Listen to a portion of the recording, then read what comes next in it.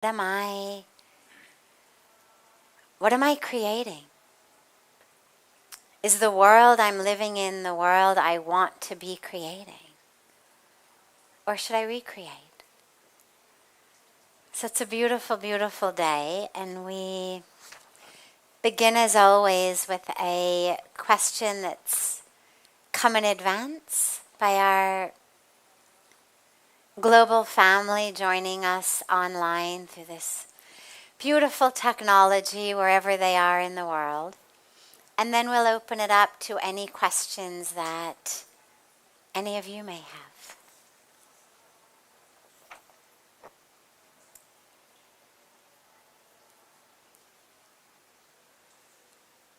How do we keep focused on the divine and our spiritual path when we're surrounded by so much Maya and so much Lila, so many falsehoods? It's almost as though we are trying to fail, trying to stay separate from God and from each other. Okay. Well, first we have to clarify some of the Sanskrit terms. Lila means the divine drama. We haven't created it. Or at least not the part of us that we identify as us. Not our unconscious even, not our subconscious even. Lila is created by God. It's that drama by which all was one, nothing but God.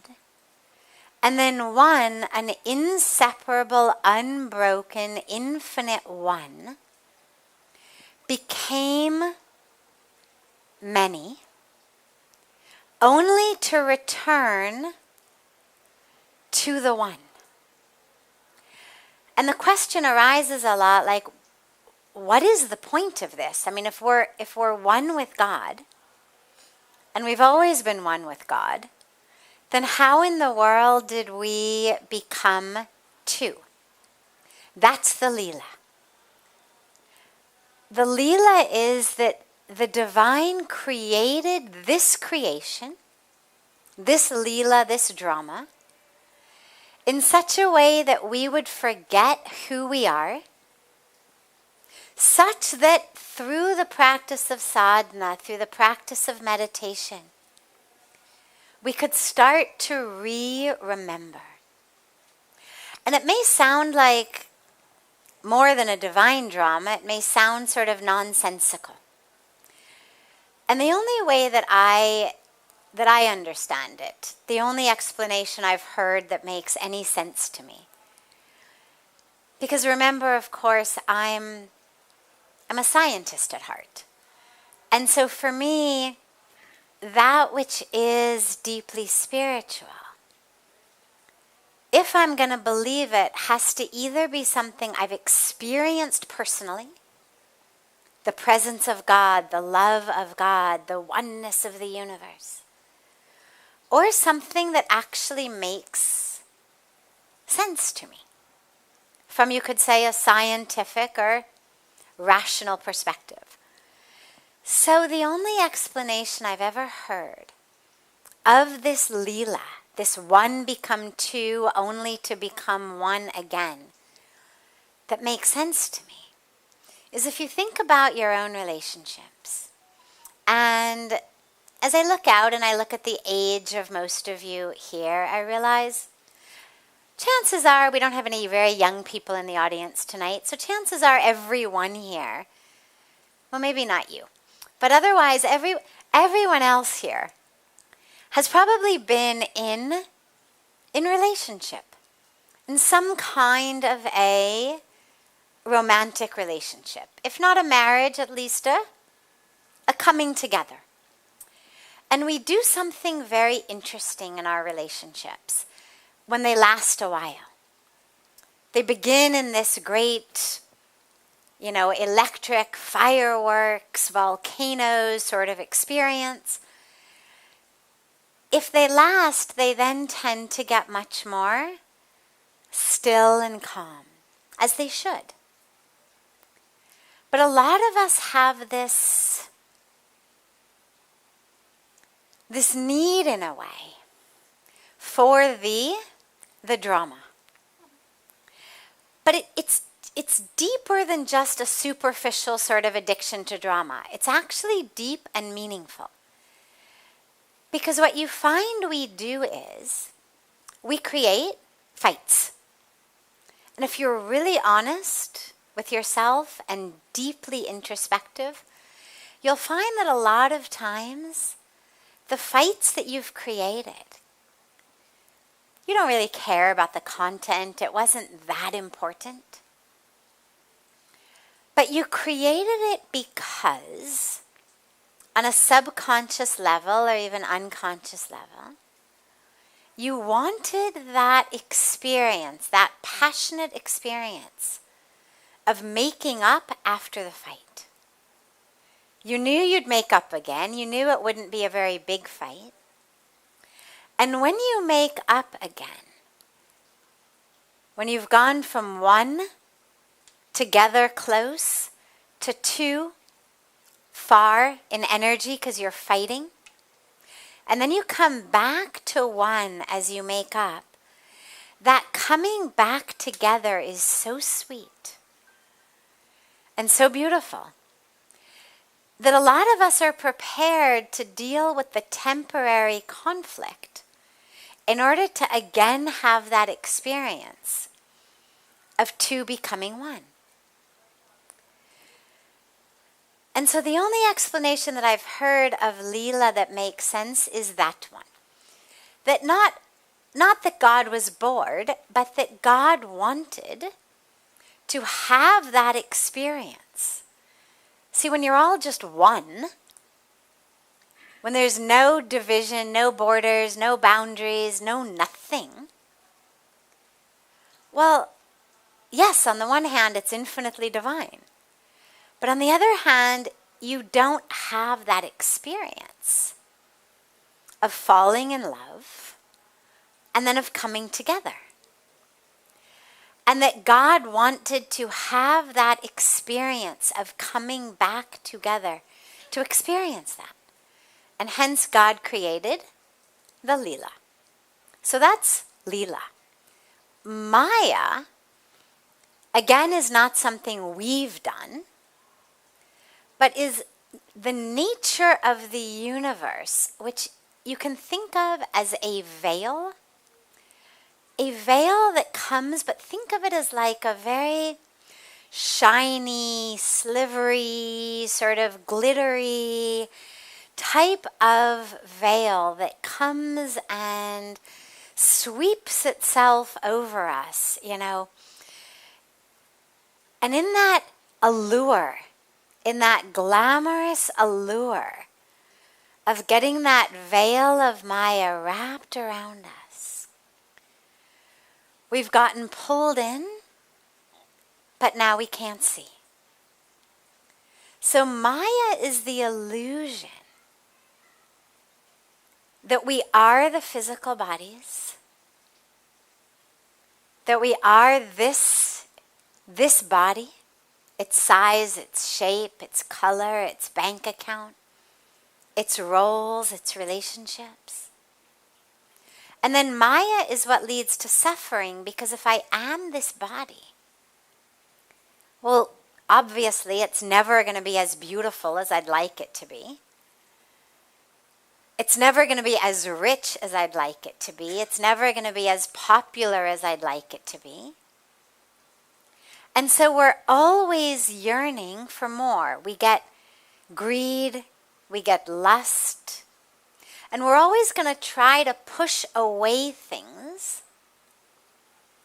that aren't in alignment with me having all. And so we push away that which is uncomfortable, that which we don't want to see, those who may be obstacles on our path. We get what we call rag and dvesh, means likes and dislikes, things I'm pulling toward me. The gotta have it, gotta have it, gotta have it. And the aversions. Get it away, get it away, get it away. But all of that is Maya. Because Maya is that which convinces us that we are just this body. So we better keep running. We better make the most amount of money. We better become the highest in our career. Better push everybody out of the way. And it leads to all of that suffering. Constant jealousy, competition, bad-mouthing, negativity, dissatisfaction, despair. So those are the terms. Now let me go back to the original question here. How do we keep focused on the divine and our spiritual path when we're surrounded by so much Maya and Lila? It's almost as though we're trying to fail, trying to stay separate from God and from each other. So we're not trying to do that. It's not our fault. Part of the human package with Maya is that we don't remember who we are. There's a beautiful parable from our scriptures in which that which is most precious, which is the awareness of who we are, that there's this big debate and discussion about where to hide the precious treasure from these new creatures, the humans. Where to hide it so that they won't find it. Or so that they'll really have to spend a lot of time looking. Big debate, big argument. And finally it gets agreed upon that the best place to hide it is within themselves. Because they'll never turn inward and look inside. So we're not trying to be separate. But part of our package deal as humans is that the truth of who we are has been hidden inside of ourselves. We've been wrapped in Maya, convincing us that we should focus outside. In the shopping centers, in the windows, in the careers, in the glitter and the gold. And so we stay separate. And the best way to focus on God is very simple. Go within. I've just told you the secret. It's very kind in the scriptures. They give us the whole story. It's not like a mystery novel. You have to wait till the end to find out. They give you the whole story from the beginning.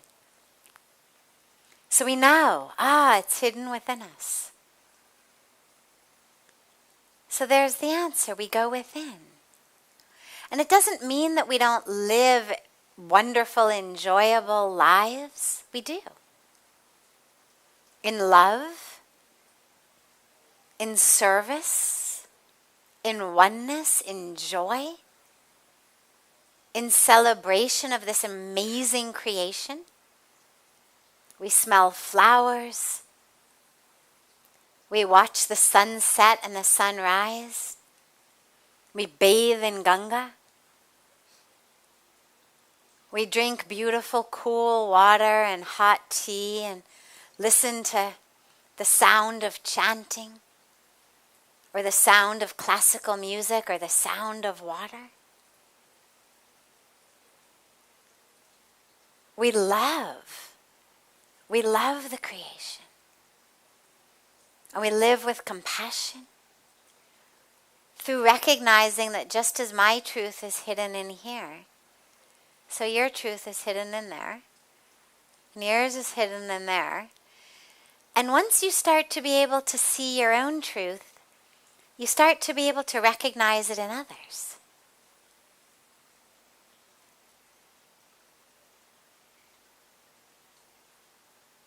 when you see that divine in you, you see it in all because it's the same. There's not like a Sadhvi Bhagawati Saraswati divine that's separate from the divine in each of you. It's one divine. It manifests a certain way in me because I'm in a specific vehicle. It's like the sun shines on all of these different glasses and bottles and bowls of different sizes and shapes and colors with different amount of water in each of them. So you're going to get a different reflection. But it's the same sun. And so we go within. We do what our scriptures, our sages, our saints, our rishis, our yogis have been telling us. Go within. Go within. Go within. God is there. It's like my favorite story of the man who's running all over the place looking for God. Panicked and desperate. He's not feeling God, not experiencing God. Finally, he collapses under a tree on the banks of a river. He says, forget it. And at that moment, a fish jumps up out of the river. And the fish starts flopping around in the air. The fish is saying, water, water, water. I need water or I'm going to die. And the man says, you silly fish. Go back in the water. You just came from the water. You were in the water, surrounded by water. Nothing but water. If you would stop flapping around in the air and go back in the water, you'd have all the water you need. And the fish, this is what I love about stories. Fish talk, they flap in the air and they give lectures. So the fish stops flapping in the air and turns to the man and says, and you are doing the same thing. You're flapping around here yelling for God. But you are living in God. There is nothing but God. And God is in you. The water is not even in me. I'm just in the water. But God is in you. Stop flapping around and go back inside.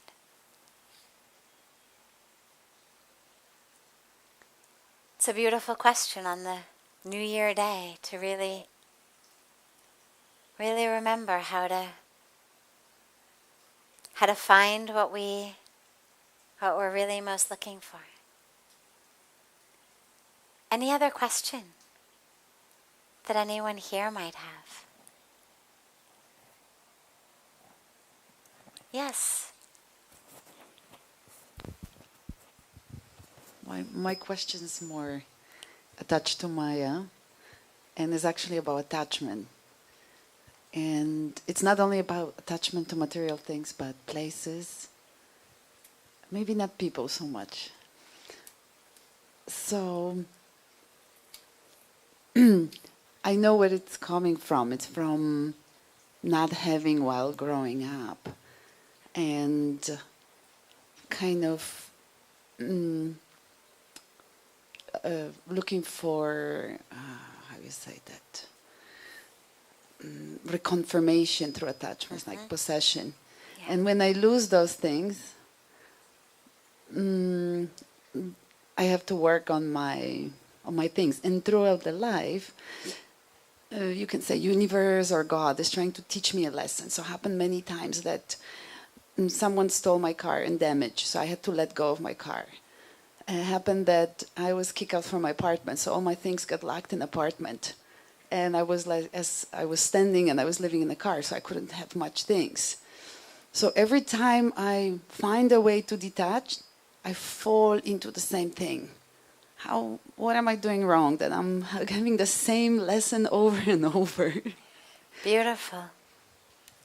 Yeah, one of the things we know, both from psychology and also from the cycle of karma, is that we're going to keep having the same patterns and the same experiences until we actually learn the lesson. That the universe is just going to keep giving us over and over again the same situations until we learn or until we heal. And it sounds like in your childhood, there was lack. And whenever there's lack, whether it's lack on a logistic level, lack of money, or whether it's lack on a level of love, the ability to trust, to know that when I turn back around, mom or dad will still be there. When I wake up in the morning, they will still be there. When I come home from school, they will be there. Whatever the lack may be, what we do is we try to fill it. And there's nothing to feel like you're doing wrong about that. That's very natural. That's actually your inner psyche's way of taking care of itself. What you needed, you weren't giving. At that age, you couldn't give it to yourself. So you grew with a bit of pain. We all have it. We've all had damage done to us in different ways. And in your case, this was the pain. And so as you get a little bit bigger, the you decides, I'm going to fix this. We are lacking, I will fill it. And that's actually beautiful. It's not wrong. The intention is beautiful. A lot of people in your case fill it with alcohol, with drugs, with food, with sex, with possessions. That inner sense of lack, of emptiness, of insecurity, we fill in a variety of different ways that do not actually serve the purpose. But that doesn't mean that we are at fault. The instinct is a good one. I always say alcoholism, drug addictions, they're actually spiritual quests gone awry. The instinct is actually a spiritual one. But it's just gone awry because it's not working. So in your case, you've developed this ability, I will make myself secure. I will have a job, I will have an apartment, I will fill it with possessions. I will make sure that there is no lack. And the universe's message, and your own very deep psychic message, is that the answer to the fear of not enoughness isn't to create what you think is enough. It's to be able to sit in the experience of not enoughness, knowing that actually who you are is overflowing. That who you are is full. You were here last night, right, when we were talking to the young girl about infinity, right? That mantra of Purnamada. So that experience of infinite fullness, what we call Purna. So the real lesson is not, oh, I didn't have, therefore now I will have. It's, I didn't have, and I was scared. I hurt. Now I realize that even without having, there is nothing to be afraid of. And that's the message. And once you learn that message, you will be able to have as much as you bring into your world, because there will no longer need to be a lesson in it. But see, the universe has a much higher agenda for you than an apartment full of possessions or a secure job. It's going to keep throwing you experiences, challenges, to make you learn what you're supposed to learn, which in your case is, I'm okay. We're actually okay over here.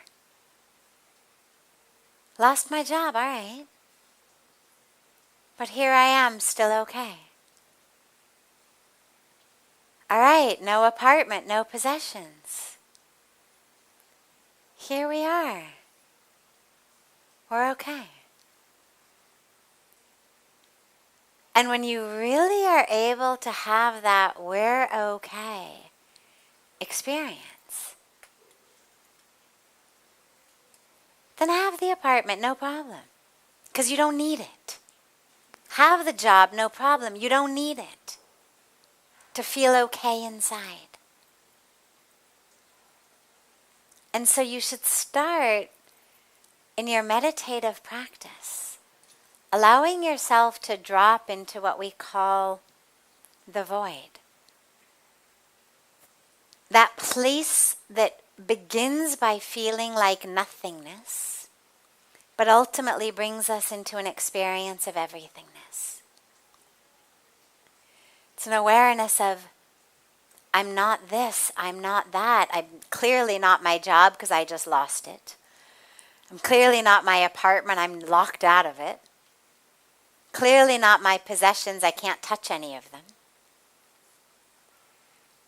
And an experience of dropping into that I am nothing. And as you drop and as you drop and as you drop, you keep saying to yourself, we're okay. We're okay. Because the ego is going to be like, ah! And it's going to say, I got a better idea, let's go have some chocolate cake. Oh, there's this movie on TV I really want to see. And you just keep telling it, we're okay. We're okay. Yeah, we're nothing. And we're okay. Yeah, we're nothing. And we're okay. And as you drop and you drop and you drop, sort of the floor, the ground of the nothingness opens up. Like you can't go deeper. You've hit that spiritual bottom. And the ground opens up. And you realize that actually you're everything. But you have to go through the nothingness to hit the everythingness.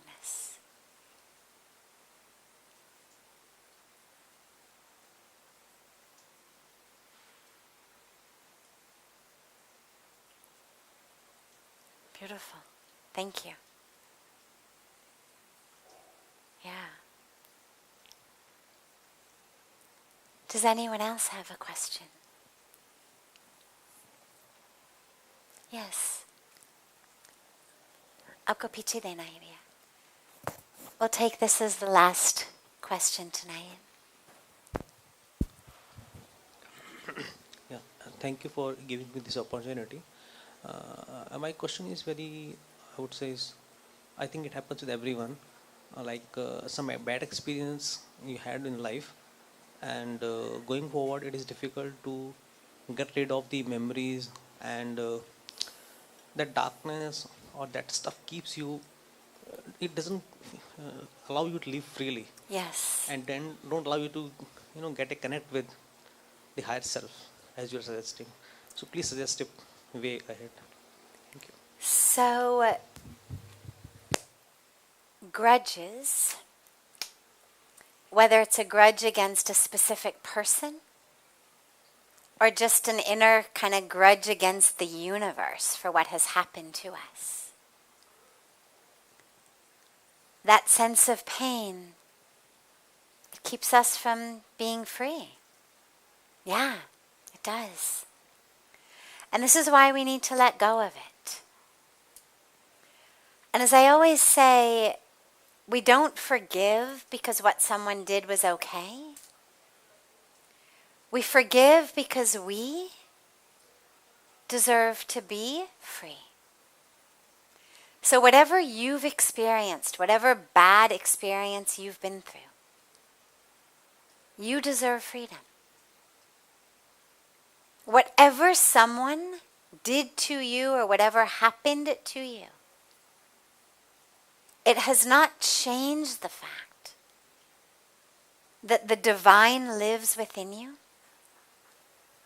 that the core essence of who you are is divine, and that your birthright is freedom, moksha. But in order to do that, you've got to let go of that which is holding you back. And most of us expect that somehow it's going to just be taken away magically. Pujya Swamiji asked me at the beginning when I first came. He said, "Are you going to carry that to the grave with you?" I was only 25. He said, "You know, you're waiting for someone to come in and draw the line for you, to tell you that now you can be done." He said, "They won't. No one will. Only you can draw that line." And so you need to make a decision. That pain, those grudges, they're not living inside of you like a physical tumor that you actually need a medical intervention to remove, or a broken bone that you need a medical intervention to reset.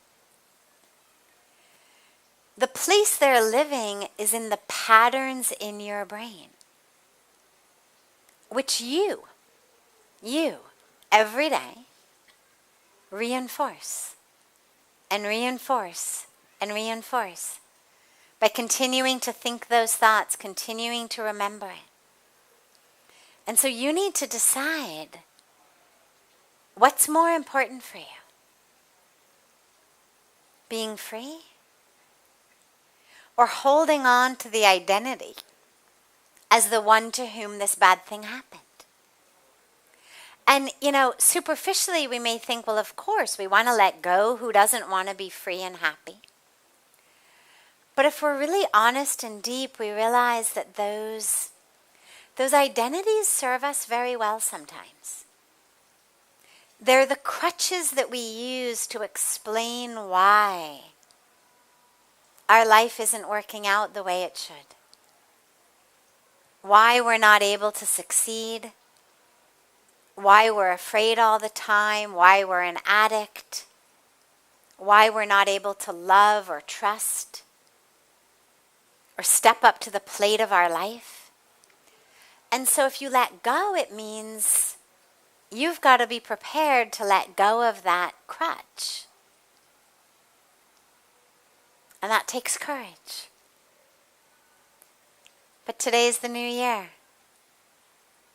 You're on the banks of Ganga. It's like the universe has conspired to help you let go. Go down to the banks of Ganga. Put your feet in Ganga. Cup her water in your hands. And offer that. Offer what happened. Offer the pain. Offer it to her. That's what I did. And it worked. So here you are on the new year. Let it go. You have the strength. You have the fullness. You have the worthiness to create a beautiful life for yourself. You don't need this as a crutch. Let it go. Open your heart. It's what you're here for.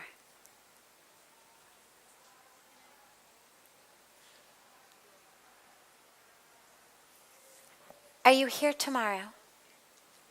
Okay. Connected to that? Okay, we'll take it quickly. It's okay. I've been able to forgive my father in the specific, and I'm very happy and I'm very detached. I also passed a period of my life very attached to material things, and also now I'm happy like that. But I've met some guru who told me, now you have forgiven, but now you have to be even able to love. That I can't do, because it's like for me to love evil. Like if you have a devil, like you can't love. I've forgiven him. I'm happy, but you be your side. I do my side kind of. Is it true? I have actually also I should be able to love, because now it has been put this kind of thing in my mind, which is kind of. So love is the key. I mean, love is the energy that runs the universe. Where we block love, we block divine flow. We block divine energy. Wherever we put barriers to love, we put a barrier to the divine. However, it doesn't mean you have to love his physical incarnation. It doesn't mean you have to love what he did.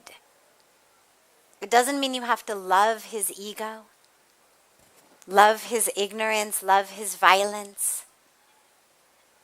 You don't have to love that. There's no rule that says, thou shalt love violence. Thou shalt love abuse. Why would we love violence and abuse? But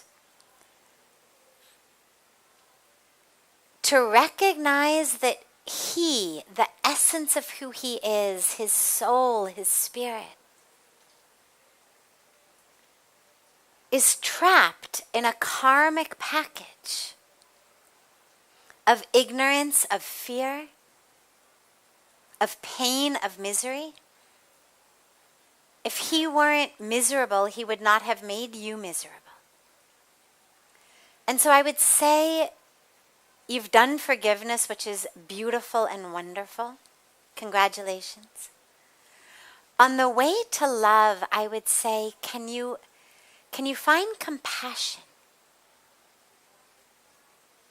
for him being stuck in a karmic package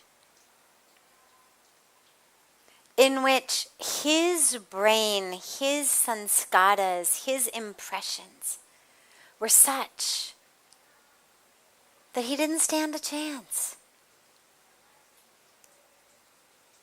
You know, I always say we've all got toolboxes in our life, and our toolboxes are created by our families of origin, by our experiences.